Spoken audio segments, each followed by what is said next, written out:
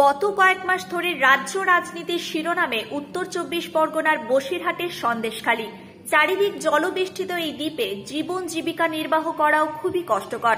রাজ্যের অন্যান্য অংশ থেকে পাশের ধামাখালী পর্যন্ত সড়ক পথে যোগাযোগ থাকলেও তারপর বোট বা লঞ্চে করে সন্দেশখালী পৌঁছাতে হয়। পরিস্থিতি আগের থেকে উন্নতি হলেও এখনো ভালো হাসপাতাল বা কলেজ গড়ে ওঠেনি।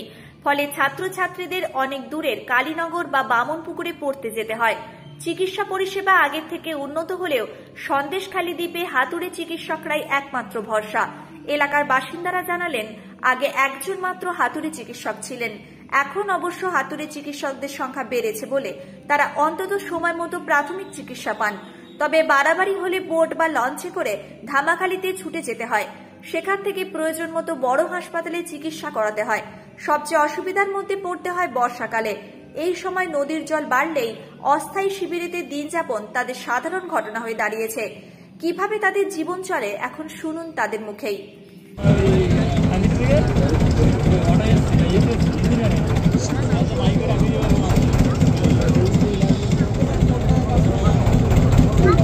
বর্ষাকালে তাহলে এখানে পরিস্থিতি কেমন? বর্ষাকালে পরিস্থিতি খুবই খারাপ। মানে একটু পিছিয়ে হলেই নদীর বাঁধ ভেঙে যাচ্ছে, জল ঢুকছে হু হু করে, এমন জল ঢুকছে যে সব স্কুলে এসে আশ্রয় নিচ্ছে। যাদের থাকার মতন পরিস্থিতি তারা বাড়িতে থাকছে, যাদের মানে থাকার পরিস্থিতি নেই তারা সব স্কুলে চলে আসতে হচ্ছে। এতটা করে জল। আমরাই এসছি প্রথমে এই স্কুলে, এখন যদিও বা আসি না, প্রথমে এসছি। কত বছর আগে বন্যা হয়েছিল? বন্যা তো ৯ সালে আয়লা হয়েছিল, ৮ সালে। কেমন ক্ষয়ক্ষতি হয়েছে? ক্ষয়ক্ষতি হয়েছে খুবই, কিন্তু আমরা কিছু পাইনি, যেটা সত্যি। ক্ষয়ক্ষতি হয়েছে, ক্ষয়ক্ষতি হলে ইনকোয়ারিতে যায়, তো ইনকোয়ারিতে গিয়েছে। আমার মা ছিল বাড়ি, আমার মা লেখাপড়া জানে না, মাকে বললেও কিছু হয়নি, অথচ বিল্ডিং এর মানে একতলা বিল্ডিং এর হাফ জল উঠে গেছে, আমাদের কিছু হয়নি বলে কিচ্ছু দেয়নি আমাদের। আচ্ছা, এই যে এইভাবে একটা দ্বীপের মাঝখানে আপনারা থাকেন, ডাক্তার থেকে আরম্ভ করে এই পরিষেবা কিভাবে পান? পরিষেবা বলতে এখানে এই যে হাতুড়ি ডাক্তার যারা আছে আমাদের, এদের কাছে প্রথমে যেতে হয়। এরাই যোগাযোগটা করে দিলে তখন ধামাখালী চলে গেলাম। ধামাখালী যে ওখান থেকে মানে পরিষেবাটা এরাই সুযোগ করে দেয় আর কি, যেটা এমার্জেন্সি, যেটা টুকিটাকি সেটা আমাদের এখানে হয়। আগে ডাক্তারখানা ছিল না, একটাই ছিল, এখন তবু অনেক ডাক্তারখানা হয়েছে এই সন্দেশখালীর দিকে, বুঝলেন তো। এখন মনে হয় মোটামুটি ভালোই আর কি, ডাক্তারখানার পরিষেবাটা ভালোই।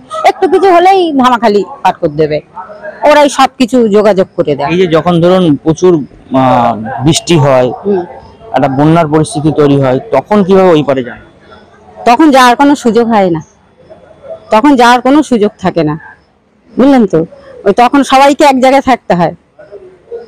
এই যে এদিনে যে বর্ষাটা হলো, সবাই টার্গেট নিয়েছিল স্কুলে উঠবে, কিন্তু যাক ঠাকুরের ইচ্ছায় ওই ঝড়টাও কেটে গেল আর বর্ষাটাও কমে গেল, নাহলে এদের থাকার জায়গা হতো না। এই আশেপাশে যারা আছি তো তাদের থাকার জায়গা হতো না। এই স্কুল ভর্তি হয়ে যায়, সব স্কুল, বিডিও অফিস, আমাদের ওই প্রাইমারি স্কুল সব ভর্তি হয়ে যায় থাকার পর। আমার নাম সীমা ব্যানার্জি। আমাদের এখানকার মানে যাতায়াত ব্যবস্থা খুবই খারাপ। এর মধ্যে দিয়ে বিভিন্ন প্রতিশ্রুতি বিভিন্ন সময় দিয়ে এসেছেন। এখানে একটা ভেসাল পরিষেবা করেছিলেন, তার জন্য ৩ টাকা করে একটা ভাড়া সিস্টেম করেছে, কিন্তু কোনোদিনই মানুষ সেই যাতায়াতের সুবিধা পায়নি। বর্ষাকাল এলে তো আরও প্রচণ্ড সমস্যা। আমাদের নদীমাতৃক এলাকা, চারিদিকে দ্বীপ। এই দ্বীপের মধ্যে আমাদেরকে মানে নিত্য যাত্রীরা প্রচুর কষ্ট পায়। যারা প্রতিনিত্য যাতায়াত করে কর্মসূত্রে তাদের প্রচণ্ড কষ্ট, কিন্তু কেন জানি না ভেসাল পরিষেবা নামে দেখি এটা কাজে করেনি। এখানে কি কি নদী আছে? এখানে আছে আমাদের মাতলা, কলাগাছিয়া, রায়মঙ্গল, আরও অনেক নদী আছে। বর্ষাকালে এদের যে নদীর একটা আলাদা রূপ দেখা যায়, কি মানে কি হয়, নদী কি ফলে? হ্যাঁ, নদীতে যখন আমাদের জোয়ার ভাটার নদী, এখানে ভাটার সময় জল কমে যায়, জোয়ারে জল বাড়ে।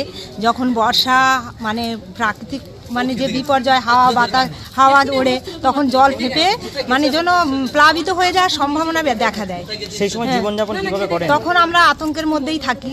যখন দেখি যে নদীর জল বেড়েছে, আমরা প্রতিনিয়ত আমাদের এখানে আমরা যারা গ্রামবাসী নদীর ধারে আসি, দেখি যে নদীর পরিস্থিতি কি। সেই হিসাবে আমরা আমাদের বাচ্চা কাচ্চা সবাইকে নিয়ে, অসুস্থ রুগী যার বাড়িতে বৃদ্ধ মাতা পিতা থাকে, সবাই আমরা খুব দুশ্চিন্তার মধ্যে দিন যাপন করি এই নদীর দেশে এই পরিস্থিতিতে। আপনার নাম দিদি? আমার নাম শুক্লা সিংহ মল্লিক। বর্ষাকালে আমাদের এখানে তো খুবই সমস্যা হয়। যেমন আমাদের রাস্তাঘাট এখন পাকা করে, যতদিন তো পাকা ছিল না, বর্ষাকালে সমস্যা অনেক কিছু হয়, এই নদী যানবাহন করার এইসব দিক দিয়ে খুব সমস্যা হয়। আরও অনেক কিছু সমস্যা আছে, নদী বাঁধ ভেঙে গেলে বর্ষার সময় জল ঢুকে যায়, আমাদের নোনাগ্রস্ত এলাকায় জল ঢুকে যায়, সেই মুহূর্তে তখন মেরামত হয় না। নদীর বাঁধ এত আজীবন আমরাও দেখে এসেছি, কোনো দিন পাইলিং হয়নি, ওই কোনো রকমের মাটি দিয়ে নদীর মাঠকে চাপা দিয়ে রাখতো। কোনো বর্ষার কোনো গণমুখ আসলে প্রচুর জল ঢুকতো, জল ঢুকে গিয়ে আমাদের এলাকায় নোনা জল ঢুকে দিত। আমরা খুব কষ্টের মাধ্যমে জীবনযাপন করতাম, রাস্তায় জীবনযাপন করতাম, কোনো স্কুলে গিয়ে জীবনযাপন করতাম খুব কষ্টের মাধ্যমে। যদি ধরুন কোনো কারোর বিশেষ শরীর খারাপ হয় তখন কি করেন বর্ষাকালে? আপনারা তো ওই পারেও যেতে পারেন না। না, আমরা তখন ওপারে যেতে পারি না, তো তখন এখানে গ্রাম্য ডাক্তার দিকে সুস্থ করতে হয়, তারপরে মানে ওয়েদার পরিবর্তন হলে তারপরে বাইরের দিকে নিয়ে যাওয়ার মতো পরিস্থিতি হয়। আয়লার ঝড়ে তো অনেক ক্ষতি হয়েছে, প্রচুর মানুষের, আয়লা, ইয়াস, আমফান, প্রচুর মানুষের ক্ষতি হয়েছে, প্রচুর ক্ষতি হয়েছে মানুষের। আয়লা, আমফান, তখন তো অনেক মানুষের জীবনহানিও হয়েছে, বেরোতে পারেনি, জল ঢুকে গেছে, রাত্রিবেলা হয়েছে, এটাও অনেক মানুষের সমস্যা হয়েছে। এই যে সন্দেশখালী দ্বীপটা, এটা কতজন মানুষ আছে প্রায় বাসিন্দা, কত আনুমানিক কত হাজার আছে? হোটেল দেখলে বলতে পারবো না, আমি সঠিক বলতে পারবো না। 1050-এর মতন? বেশি ছাড়া কম হবে না, বেশি ছাড়া কম হবে না, হ্যাঁ বেশি ছাড়া কম হবে না। এখানে কি সমস্ত কিছু সুবিধা পান? মানে ধরুন এই স্কুল কলেজ কেমন আছে? না না, সেভাবে শিক্ষক শিক্ষিকা নেই এখানে কোনো কলেজ নেই এই পারে? না, কোনো কলেজ নেই। কোথায় যেতে হয় কলেজে? কালীনগর যেতে হয়, বামনপুকুর যেতে হয়। আর এখন তো শিক্ষার হার খুবই কমে গেছে, যে ফোনটা দিয়ে আগে যে একটা শিক্ষার হার ছিল, হয়তো তখনকার মানুষের খুব অভাব ছিল, অভাব থাকলে কি হবে, তখন একটা শিক্ষার মূল্য ছিল। এখন কিন্তু সেই মূল্যটা দিদিভাই নষ্ট করে দিচ্ছেন। যদি বলে কেন, এই যে ফোন মানুষেরা বাচ্চাদের হাতে ফোন দিয়ে দিচ্ছে, সেই বাচ্চা ফোন পাওয়ার পরে তার অবনতি তো হয়ে যাচ্ছে, পড়াশোনা হচ্ছে না, সে বাড়ির দিক থেকে বাবা মাকেও মানছে না। আপনারা কি নৌকা, এই যে নদী থেকে ওই পারে যাওয়ার জন্য শুধু নৌকাতেই ব্যবহার করেন, বোট?